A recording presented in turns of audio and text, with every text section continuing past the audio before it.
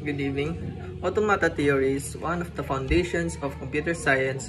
It studies abstract machines like DFSAS, NFAS, and the language they recognize.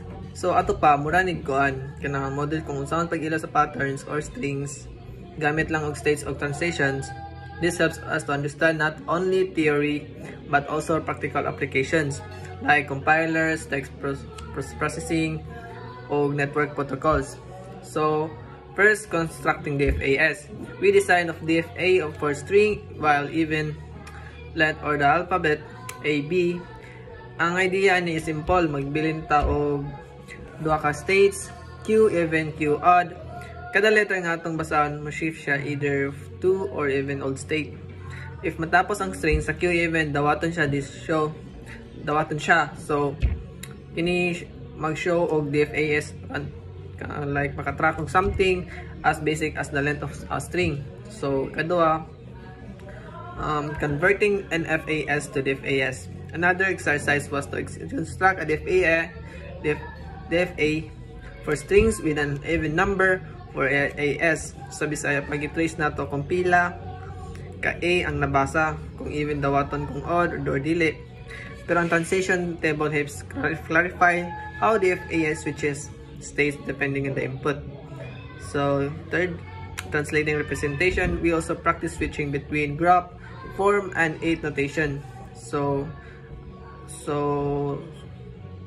kini siya kay nag-form og kay arrows with labels, pero sa 8 notation kay mathematical expression.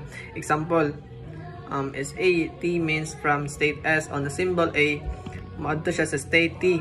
This is very useful para sa mas maklaro ug ma-formal ang pag-present. DFA minimization. DFA minimization reduces the number of state without changing the language para mas efficient. So example, we use partitioning to the group states and check if they behave the same. Kung pareho lang behavior, pwede na sila i-merge. Kay this man, ga-ensure man siya nga ang DFA is already minimal. So ang ikalima, verifying minimality gamit ang Milne-Roth theorem o distinguishability table. We can prove kung minimal na bagyod ang DFA.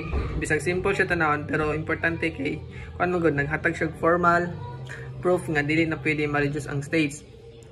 Language description. This part explain how to describe, accept strings of DFA. For example, natay DFA nga mo-accept lang kung ang last symbol kay A. Sa ato pa, pang language alls ang tanang strings ending with the symbol A, mao ni ang link formal models ug natural language explanation. Then ang ika-7, natural expression and complements. We also construct rejects and complement DFAS. Example, kung original ang DFA accepts strings ending in A, then ang complement DFA accepts strings not ending in A. So sa real world, complement are useful for validation like detecting errors. So 8 work examples. One highlight was rejects and A, B. This matches strings that starts with A, then mag-end siya sa B, and have any combination of a bind B, BS is between. Example, AB, AAB, pero dili dawatan ng string nga B or A lang.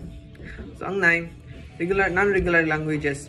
Finally, na-mention na to nga dili tanan languages nga ma-recognize sa DFA. Example lang A and B and N greater than 0. This is non-regular kay infinite.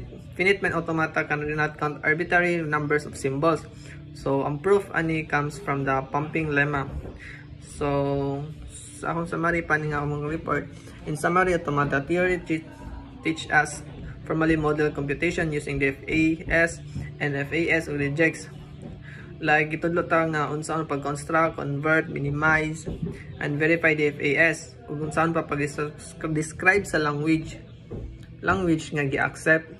Sa ato pa, kini nga subject dili lang enhance our theoretical background but also strengthen us to practice skills like programming or system design. So that could be all. Thank you.